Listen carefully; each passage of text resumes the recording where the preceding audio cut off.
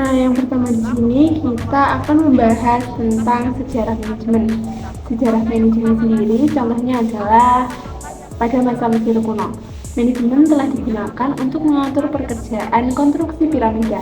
Pada saat itu, para manajer di konstruksi piramida ini bertanggung jawab untuk mengatur dan mengawasi ribuan pekerja yang bekerja di berbagai tahap proyek pembangunan piramida. Untuk pemikiran manajemen sendiri di sini membagi menjadi tiga bagian agar lebih mudah dipahami ya teman-teman. Yang pertama ada di zaman Mesir kuno. Pemikiran manajemen pada zaman ini para pejabat kerajaan lebih bertanggung jawab atas pengelolaan proyek-proyek besar seperti contohnya pembangunan piramida tadi. Sedangkan pemikiran manajemen di zaman klasik, salah satu tokoh yang berperan penting di dalam zaman ini yaitu ada Henry Fayol. Henry Fayol ini mengembangkan prinsip-prinsip manajemen yang sekarang jadi dasar bagi praktik manajemen modern. Prinsip-prinsip tersebut meliputi perencanaan, pengorganisasian, pengarahan, pengendalian, dan koordinasi. Fayol juga mengungkapkan kalau konsep fungsi manajemen seperti teknikal, komersial, keuangan, dan keamanan juga dipelajari. Nah, itu tadi penjelasan di zaman Mesir kuno dan zaman klasik. Untuk selanjutnya di sini ada zaman modern. Pemikiran manajemen di zaman modern berbeda tentunya dengan zaman yang lalu. Pada zaman awal abad ke-20, Frederick Winslow Taylor memperkenalkan konsep manajemen ilmiah. Kalau yang zaman kemarin ada manajemen praktik, sekarang ada manajemen ilmiah, di mana manajemen ilmiah ini berfokus pada peningkatan efisiensi dan produktivitas dengan menggunakan metode ilmiah dalam pengelolaan organisasi. Taylor juga mengungkapkan kalau prinsip-prinsip seperti pemisahan antara perencanaan, pelaksanaan, spesialisasi tugas, dan penggunaan waktu menjadi gerakan yang efektif untuk pemikiran manajemen di zaman modern. Untuk materi selanjutnya kita akan mempelajari mengenai konsep-konsep pemikiran dari manajemen atau fungsi-fungsi konsep pemikiran dari manajemen. Yang pertama di sini ada konsep apa nih?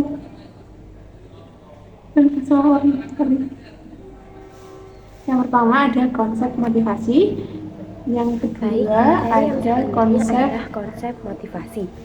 Komunikasi, dan yang terakhir ada konsep kebingungan.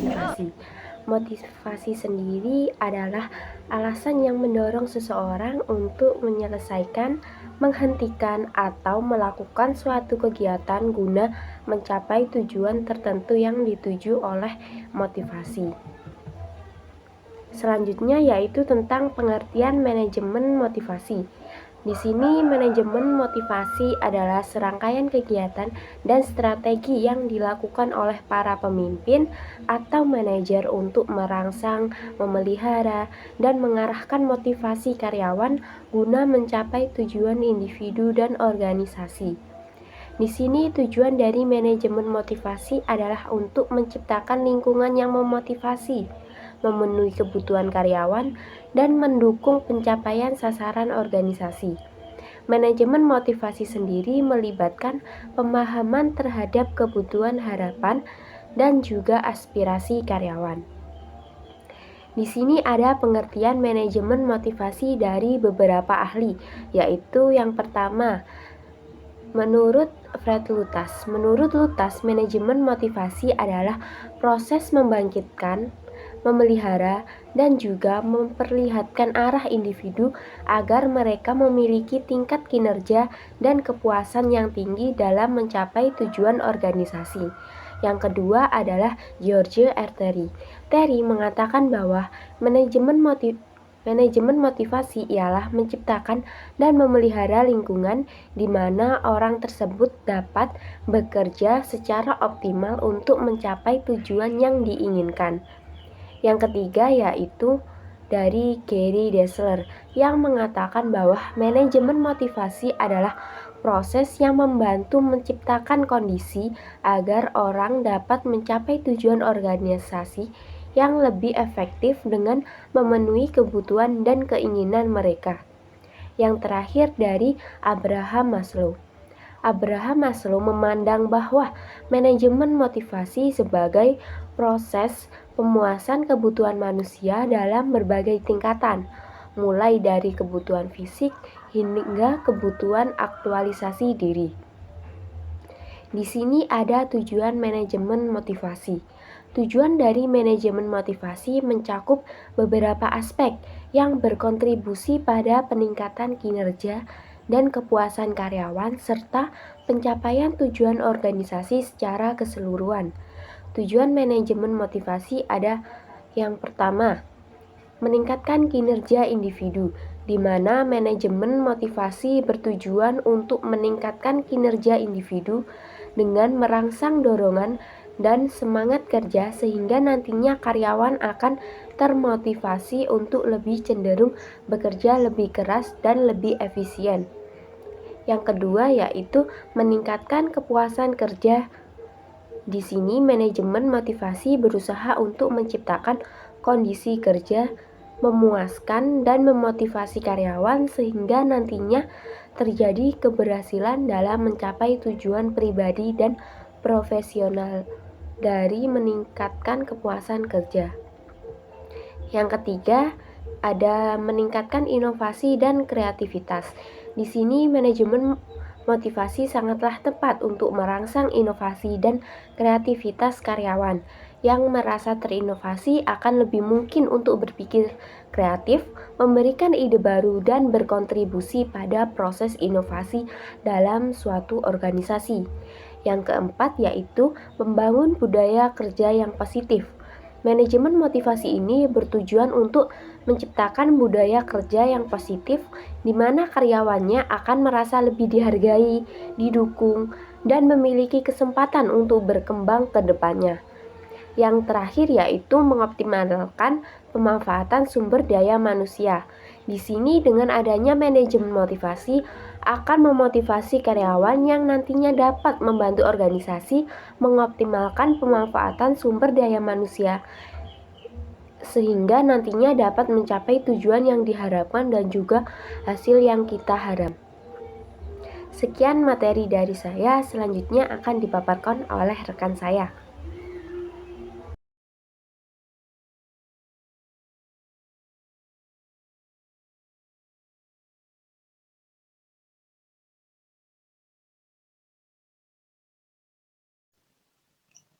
Pembahasan yang selanjutnya yakni tentang konsep komunikasi.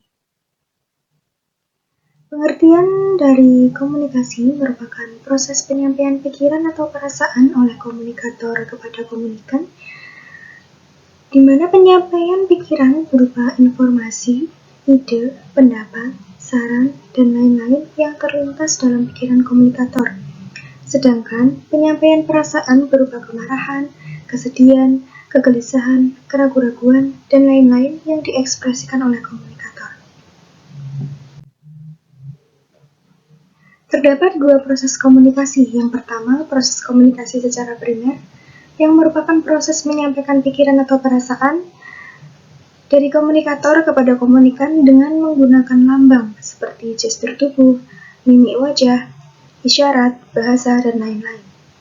Yang kedua, proses komunikasi secara sekunder merupakan proses menyampaikan pikiran atau perasaan komunikator kepada komunikan dengan menggunakan media komunikasi. Medianya dapat berupa handphone, surat, telepon, majalah, televisi, dan lain-lain. Selanjutnya yaitu definisi dari manajemen komunikasi. Manajemen komunikasi adalah proses menyampaikan pesan atau pikiran antara individu melalui proses perencanaan, pengorganisasian, penerapan, dan pengawasan unsur komunikasi agar tercapainya tujuan yang telah dibuat. Fungsi dari manajemen komunikasi yang pertama, sarana untuk memberikan pemahaman yang sama antar anggota organisasi. Yang kedua, sarana untuk menggerakkan orang lain sesuai dengan instruksi yang disampaikan. Yang ketiga, manajemen komunikasi dapat menjaga hubungan dan interaksi antar anggota, organisasi, atau perusahaan. Yang keempat, digunakan untuk memberikan arahan kepada anggota sebagai motivasi untuk menunjukkan kinerja terbaik mereka sesuai standar perusahaan. Yang kelima, sarana menyampaikan informasi dan langkah untuk mengambil keputusan yang tepat. Yang keenam, untuk menjalin hubungan terhadap organisasi lain dan manajemen komunikasi dilaksanakan untuk meningkatkan produktivitas seseorang dalam bekerja.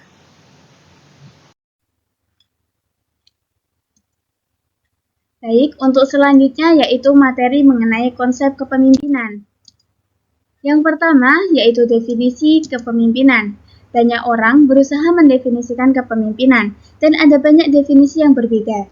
Salah satu definisi yang paling umum adalah bahwa kepemimpinan itu adalah sebuah proses mempengaruhi dalam menentukan tujuan organisasi, memotivasi perilaku anggota untuk mencapai tujuan tersebut, dan mempengaruhi interpretasi anggota tentang apa yang terjadi. Nah, secara singkatnya, kepemimpinan adalah suatu proses mempengaruhi atau memberikan contoh dari pemimpin kepada bawahannya untuk mencapai tujuan organisasi. Nah, oleh karena itu, konsep kepemimpinan itu melibatkan 3 hal. Ada seorang pemimpin, ada bawahannya, dan dalam situasi tertentu. Selanjutnya untuk tipe kepemimpinan. Ada tipe kepemimpinan otoriter, tipe kepemimpinan militeristik, tipe kepemimpinan karismatik, tipe kepemimpinan paternalistik, dan juga ada tipe kepemimpinan demokratis.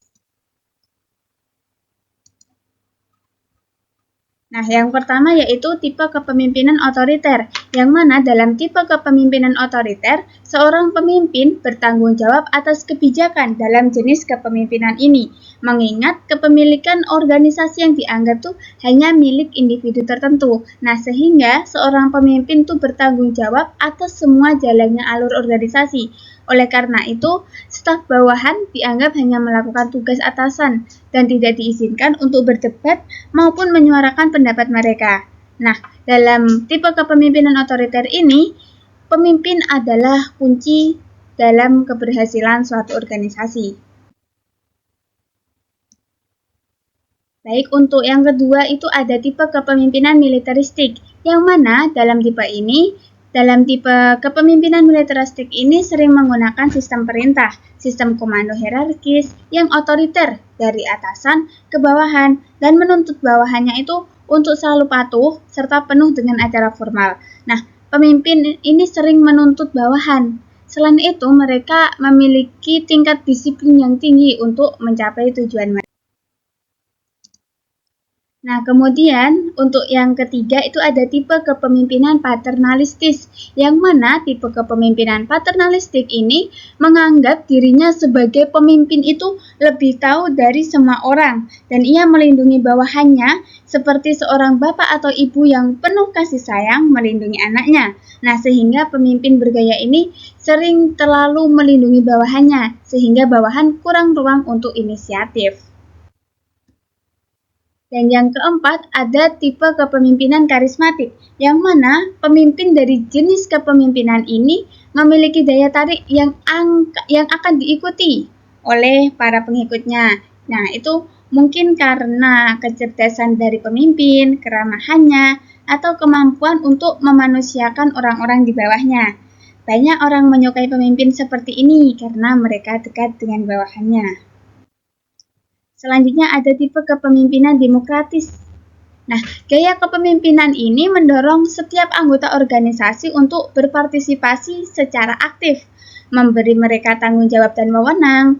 Semua anggota memiliki kesempatan untuk memberikan kritik, saran, dan pendapat untuk kemajuan dari organisasi. Nah, pemimpin organisasi ini juga bertanggung jawab untuk mengarahkan, mengontrol, dan mengevaluasi. Selain itu, seorang pemimpin juga terbuka terhadap kritik dan saran, asalkan itu sesuai dengan kebaikan atau kemaslahatan bersama. Nah, di sini para pemimpin selalu mengutamakan kepentingan kelompok daripada kepentingan pribadi. Baik, cukup sekian penjelasan mengenai konsep kepemimpinan. Saya kembalikan ke moderator.